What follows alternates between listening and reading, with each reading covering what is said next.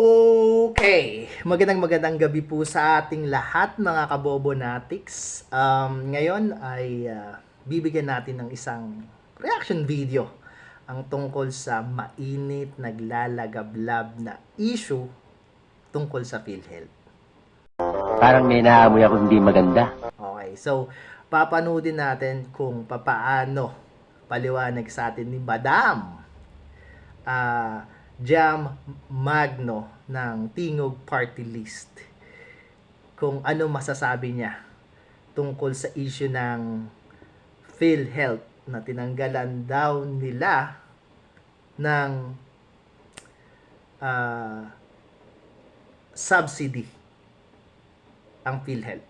So, tingnan natin, panoodin natin. Hi guys, I just got back from doing different payouts, both for TUPAD and ECT within the Kasi po may baon na ulit!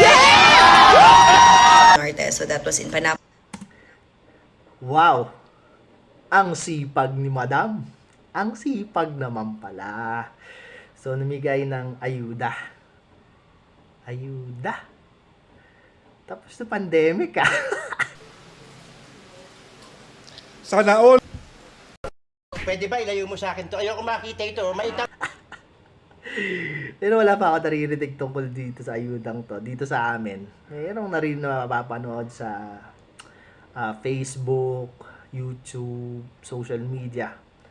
Sa balita tungkol sa ayuda na yan na namimigay daw. Medyo malakihan daw ang bigayan dyan eh. Basta punta ka daw sa ano eh. SM. Gago! Okay. So, ayun na nga. Namimigay ng ayuda. Mukhang maganda ang bigayan dyan, Madam Okay. Sipag naman pala si Madam eh. Tumutulong. Tingnan natin. City and Tagum. And kakabalik ko lang. And people kept tagging me dito sa PhilHealth issue, which again started yesterday. Nagulat ako na biglang may nakita akong post na parang kinakawawa masyado ang PhilHealth na hindi nyo ata alam ang totoo. Hoy! Napunga nyo! Tahiin nyo!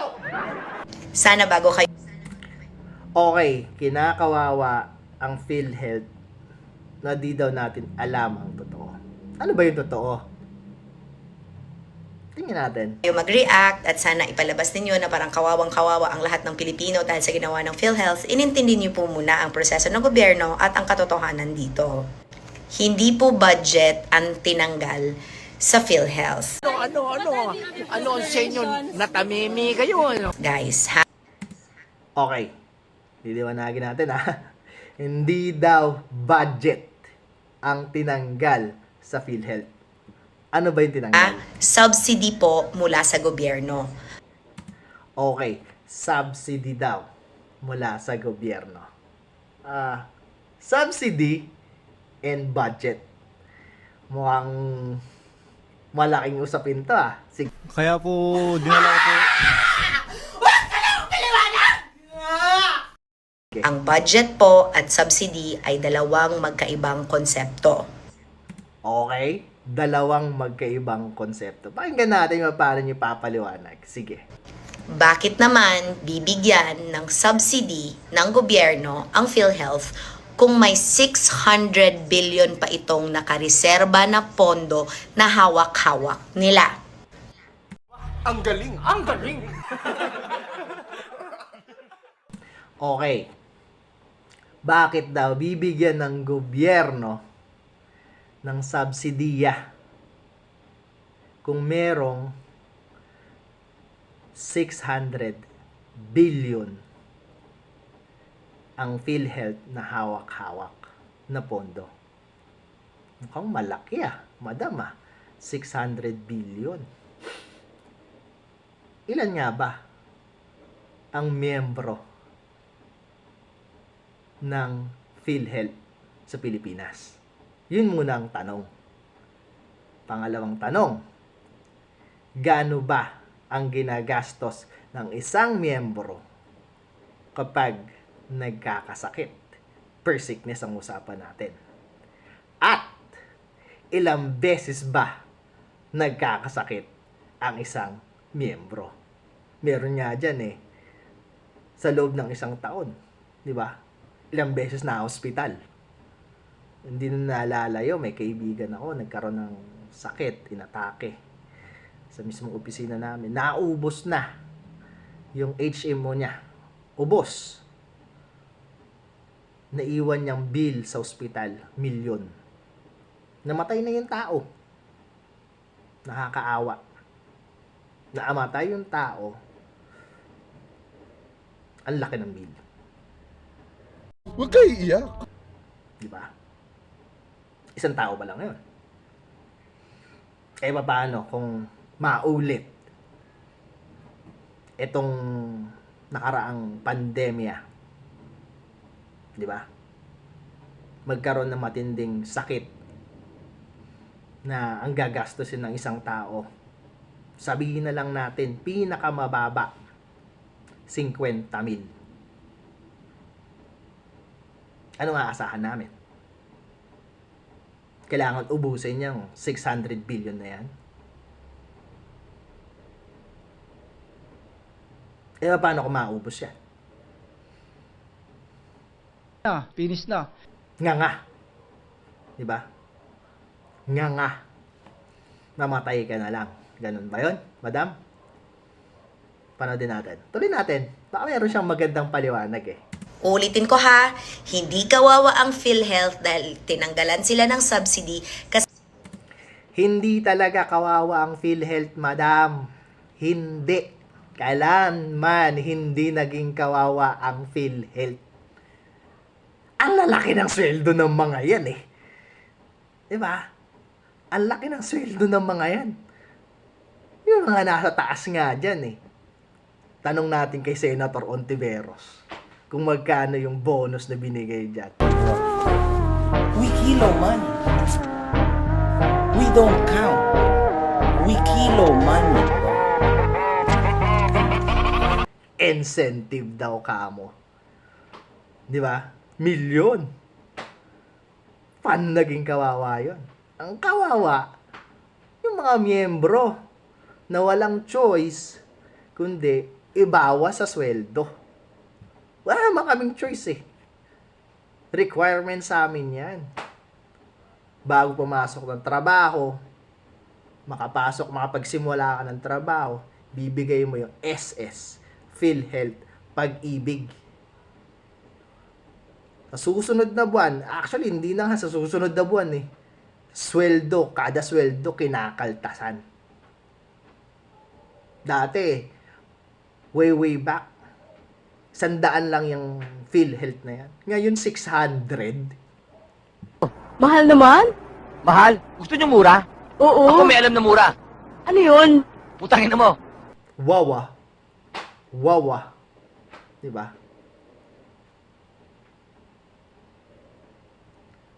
Choice. Diba? So, ubusin muna yon. Ubusin naman yon. Ubusin muna.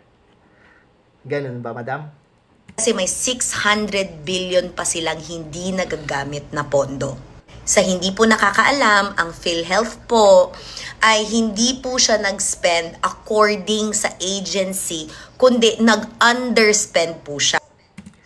Pati pustiso sini.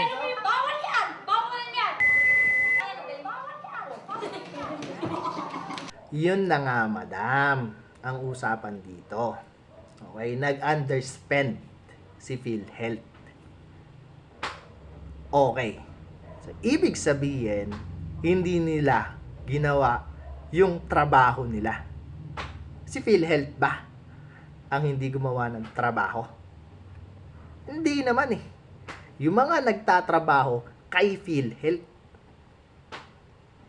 So, kung may kasalanan dyan, eh yung mga nagtatrabaho, yung mga gumawa kung paanong proseso, kung magkano ikakaltas per sickness, sila yung may problema. Sila yung dapat parusahan. Hindi kami. Kasi kami, diyan kami umaasa kapag nagkasakit. Ang lit na nga ng binabawas per sickness eh. Ngayon, di nyo palalagyan ng subsidy. E paano kung maubos yan? Nga na lahat. Sandali lang yan, madam.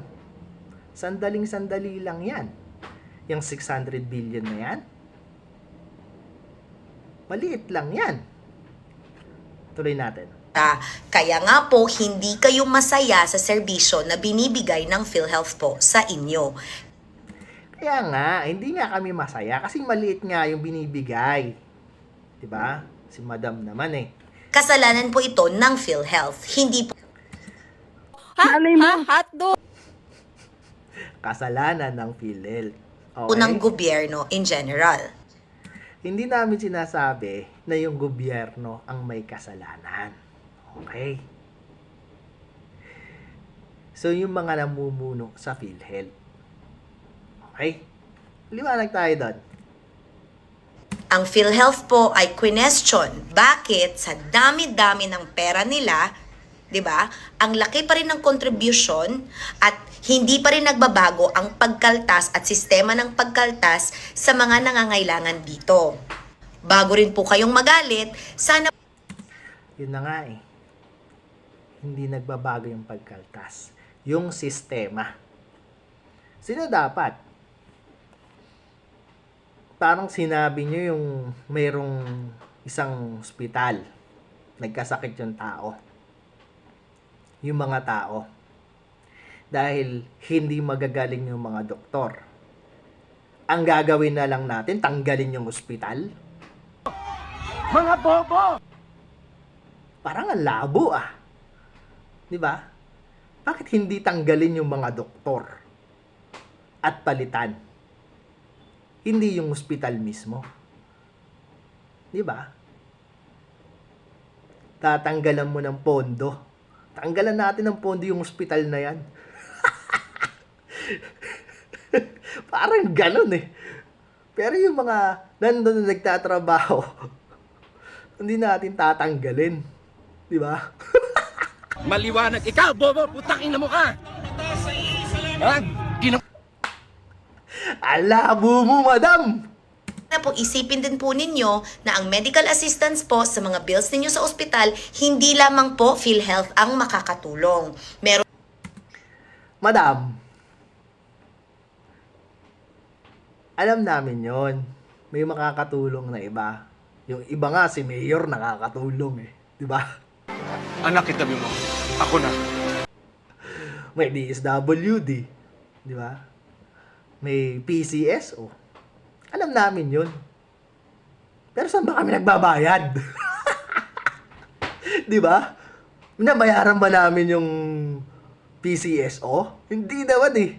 Binabayaran namin is yung PhilHealth. Kasama yon sa health insurance namin as a member. So, as yun ang aasahan namin, syempre, yung binabayaran namin, bayad kami dun eh. meron po tayong ma-program ng DOH at of course the medical assistance galing po yan sa DSWD. Hindi rin po totoo na ang tinanggal na subsidy mula sa PhilHealth ay nilipat po sa ibang ayuda program. So, hindi totoo. Okay, hindi totoo. Isang pupunta. Di ba? Saan pupunta? Ito yung nakakatawa eh. Ha? Okay.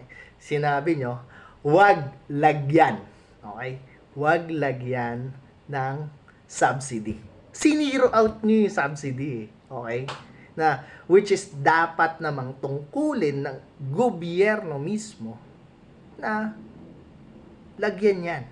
Kasi, ang isang bansa, ang isang gobyerno, ang dapat priority niyan, number 1, security, food security, health. Di ba? Yan yung mga priority niyan. Education. So, madam, saan mo ilalagay yan? Di ba? Oh, tinanggalan nyo. Subsidy ka mo. Okay, hindi ng budget, tawag mo natin, hindi pa tayo tapos eh. Okay, sabihin natin subsidy. Okay. Ano bang ginawa? Meron ako nakita dito. Paano, tingnan natin.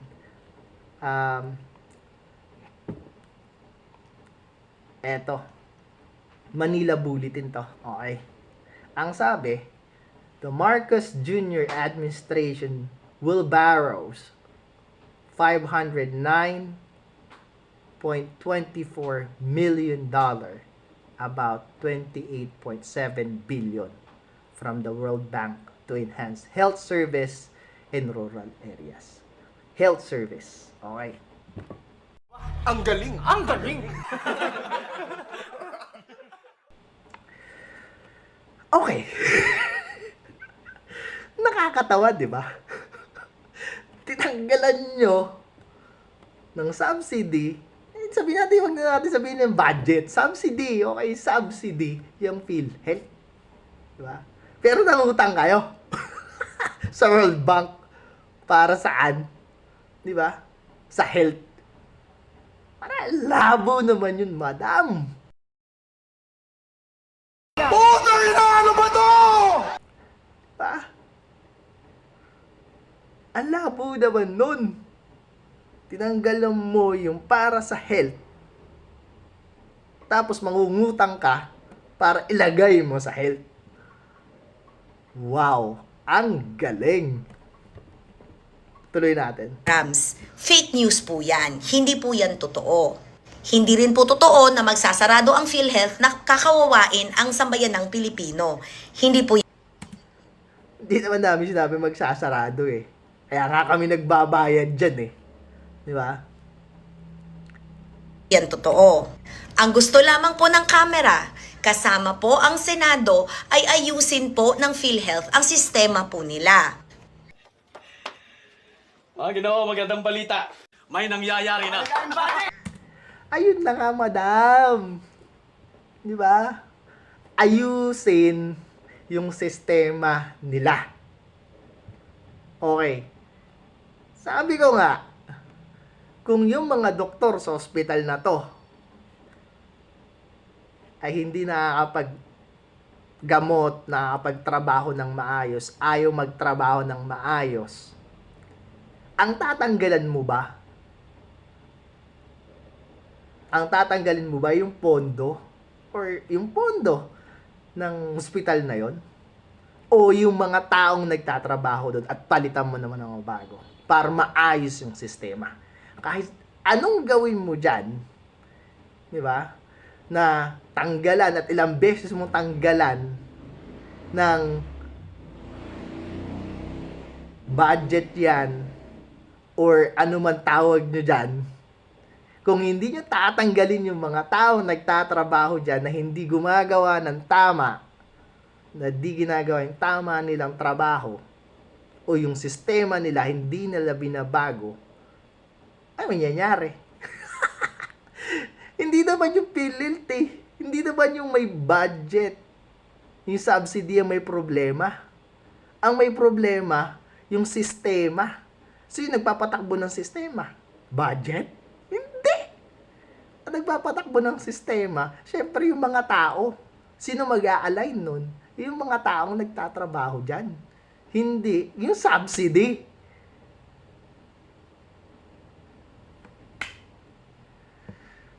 Naku, madam. Madam. Kaka-filter pa. Puro filter kasi, madam eh. Wag mo puro filter. Question po ang PhilHealth, bakit po ang taas pa rin ng kanilang mga contribution na hinihingi mula sa pangkaraniwang mga tao at hindi po nag-iiba yung pagkakaltas. Kasi di ba nagrereklamo kayo na ito po yung sakit namin, ito lang po yung kinaltas. Kasalanan po ito at dapat po itong sagutin ng PhilHealth. Yun nga. Dapat sagutin ng PhilHealth.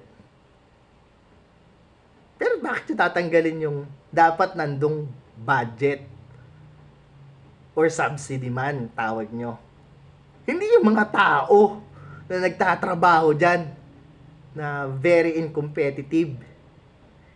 Diba? Incompetence yung ginagawa nila eh. Meron pong mga taong tinatawag. Nakakainis. Nakakainis. Hindi ko nga ba alam.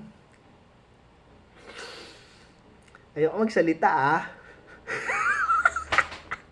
Pero parang tanga eh. Parang tanga eh. Parang tanga. Okay.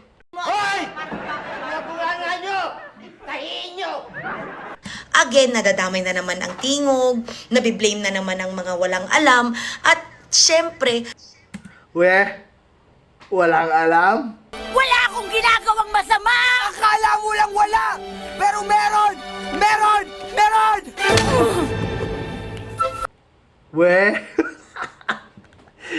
Okay, kayo na yung walang alam. Di ba? Kayo na yung malinis. Kayo yung imposible, kayong nagtatrabaho dyan, di nyo alam. Kayong nag-uusap-usap tungkol sa budget ng bansang to. Di nyo alam. Di ba? Kayong mahawak ng pera namin eh. Tas di nyo alam. Sino may alam? Yung kapitbahay namin. Diyos ko, madam. nauuna kasi kayo sa takot kahit hindi nyo naman inalam yung sitwasyon. Uulitin ko, ang PhilHealth po ay hindi ho kawawa. Ang atin pong premier insurance provider po sa Pilipinas, which is PhilHealth, may 600 billion po. Kaya po napag-isipan ng bicameral committee na hindi sila bigyan ng additional subsidy. Diba? So, saan lalagay yun? Itataas sa budget ng Kongreso. Tama? Itataas budget ng Pangulo. Itataas ang budget ng kung ano-ano. Ay, tanong. Ito yung tanong. Saan galing yung pinamimigay nyo? Saan part ng budget ng Pilipinas?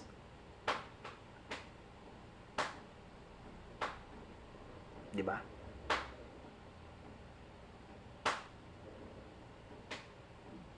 Bakit tayo namimigay ng ayuda? Dahil kapos, dahil maliit sweldo. Dati pang maliit ang sweldo ah.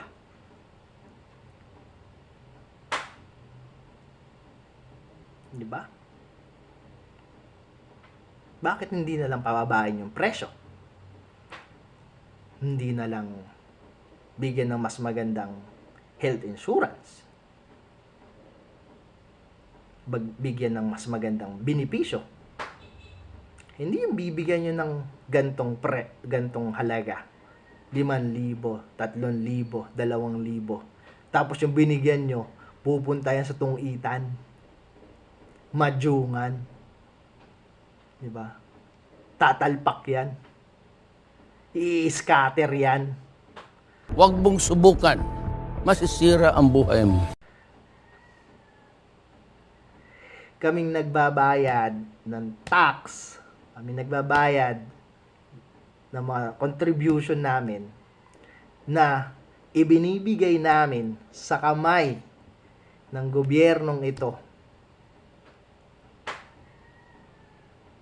ay hindi nagagasta na maayos. Osyo o kalayaan, bayan o sarili, pumili ka!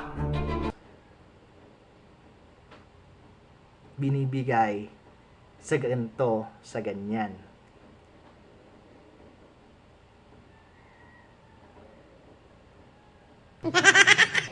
Sabi ko na stop! Kasi kung di ko pinay-stop yun, marami kayong magigiba dyan, mga mamamatay kayo. Stop!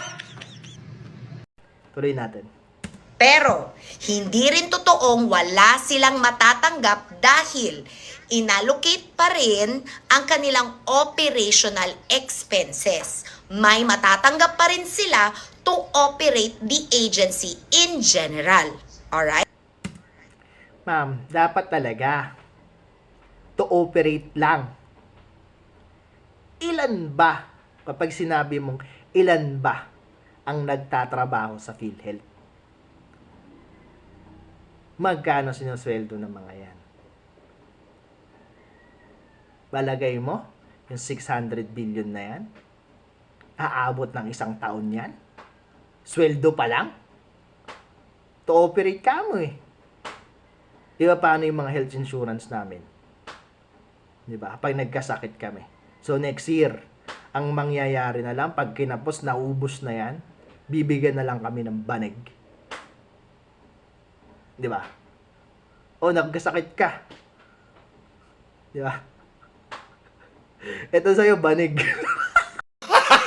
Gago! Ganun na lang ba, madam? Ganun na lang. Right? Kasi ang budget naman po na galing sa PhilHealth ay galing din naman ho yan sa mga contributions na kinakaltas po sa atin. Yun na nga. Yung 600 billion na yan, galing sa amin. Okay? Galing sa amin. Parang sa employer din, di ba? Parang sa employer din, tsaka sa SS, kumbaga, merong bayad ang employer at may bayad din ang member. Ganon din yon. So, binibigyan nyo dapat din yung parte nyo. Hindi lang kami lang dapat. Kami ng kami. Lagi na lang kami. Tsaka yung ilalagay nyo na naman dyan na kung ano man yan, subsidy ka mo. Okay? Hindi budget. Okay? Galing din naman sa pera namin eh. Oh, may nagsasabi, galing daw yan sa syntax. Tanong, sino ba nagbabayad ng syntax? Kami. Yung mga bumibili ni Yossi. Diba? Oh, ako nakakaisang kaha ako sa isang araw. Oh, di ba? Ganun yun, madam. Kami pa rin. Pera pa rin namin yun eh. Hindi naman yung pera yun eh. Di ba? Ganapan nyo lang yung trabaho nyo sana. Ilagay nyo lang dyan yung dapat nyo i-allocate. Huwag nyo tatanggalan. Tapos mangungutang tayo. Mangungutang sa World Bank. Siyempre may tubo yan. May pera naman dapat ilalagay doon. Mangungutang pa tayo.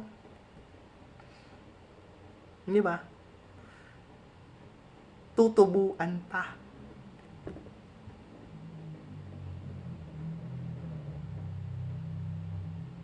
Di ba? Maling pag-spend ng pera. Diyos ko, day. Kumbaga, pambayad mo ng kuryente para hindi ka maputulan. Ang gagawin mo, magche-check out ka sa Lazada. Okay, sa Shopee. Tapos, kapag nandyan na yung disconnection, bigla kang mangungutang. Di ba?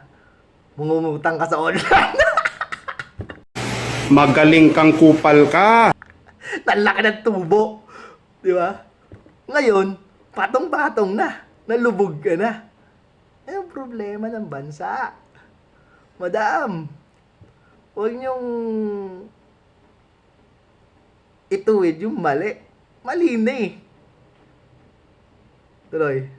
So it doesn't mean, again, na magsasarado ang PhilHealth, na magko-contribute ka tapos wala na itong mapupuntahan. Pag wala na itong mapupuntahan at hindi epektibo ang serbisyo, ang PhilHealth po ang kailangang managot. Hindi po ang ibang tao. Question pa nga ang hindi paggamit ng PhilHealth sa pondo nila ng mismong si Senator Bongo. Yun nga. Kung question, yung paggamit, maling paggamit ng pondo, baka mo tatanggalin ng pondo. Tanggalin mo yung mga gumagamit. Yung may maling ginagawa.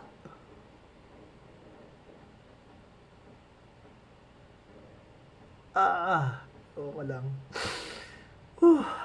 Kaya, parang medyo malayo na tayo. Hanggang ngayon, di mo pa rin nadi-explain kung pagkakaiba ng budget tsaka subsidy ha. Medyo malayo nararating natin, madam.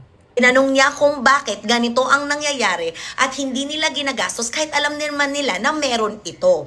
Ang hindi paggastos ng pondo ng PhilHealth ay yun ang nangangahulugan kung bakit hindi pa rin bumababa kahit may batas patas na ang contributions ng mga tao sa PhilHealth. Hindi rin po nagbabago ang pagkakaltas, depende sa sakit po ninyo, pagpasok nyo sa ospital, dahil hindi rin ito binago ng PhilHealth. At PhilHealth lang po ang pwedeng magbago nito, dahil sila naman po ang insurance provider. Kaya sa lahat po ng mga tao na naghuhuramentado sa Facebook ko, nagme-message at napunta na naman sa amin ang blame at sinabi na naman na tinanggal namin ang pondo, Ayun na. Tingnan natin. hindi ho. Dahil hindi naman ho pondo o budget ang tinanggal, kundi subsidy. Hindi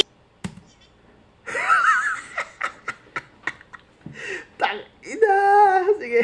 Sorry.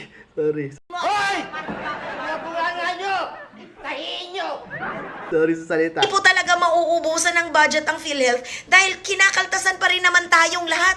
Kasama ako. Okay. We're talking about subsidy and budget.